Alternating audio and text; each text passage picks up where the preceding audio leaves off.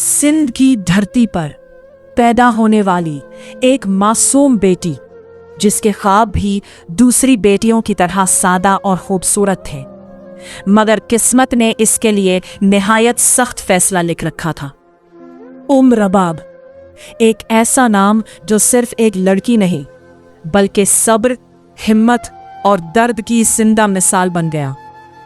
मीहड़ के इस खूनाशाम दिन को जब इसके वालिद, दादा और चचा को बेदर्दी से सरेआम कत्ल कर दिया गया, तब सिर्फ 3 जानें नहीं गई बल्कि एक घर का सहारा, एक बेटी के सारे ख्वाब और एक खानदान की खुशियां भी छिन गई।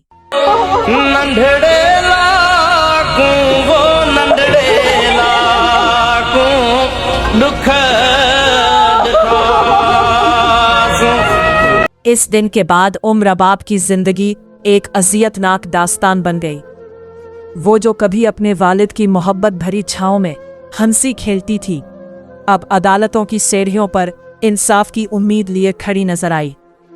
8 साल, पूरे 8 साल, न थकन, न हार, न मायूसी, सिर्फ एक उम्मीद कि शायद इंसाफ मिलेगा, शायद इसके आंसू किसी को नजर आएंगे, शायद इसके वालिद के खून का हिसाब होगा।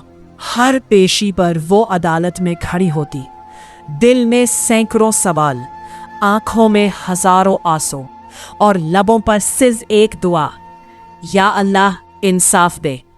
मगर अफसोस, आखिर वो दिन भी आया जब अदालत का फैसला सुनाया गया और तमाम मुल्जिमान को बाइज्जत बरी कर दिया गया।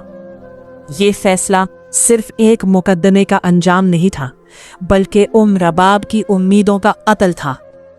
ये उसके दिल पर एक ऐसा सहम था जो शायद कभी नहीं भर सकेगा। उसकी आंखों में जो इंतजार था वो एक लम्हे में टूट गया।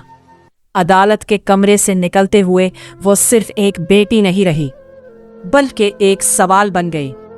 क्या इस सरजमीन पर इंसाफ सिर्फ एक लफ्ज है?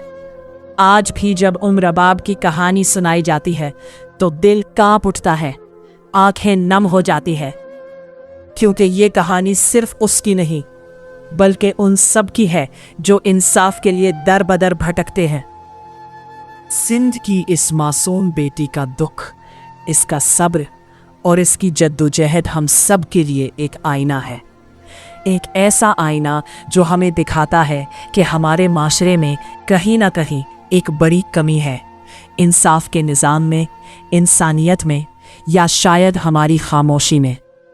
रबाब आज भी जिंदा है, मगर उसके अंदर का वो हिस्सा जो उम्मीदों से भरा हुआ था शायद मर चुका है।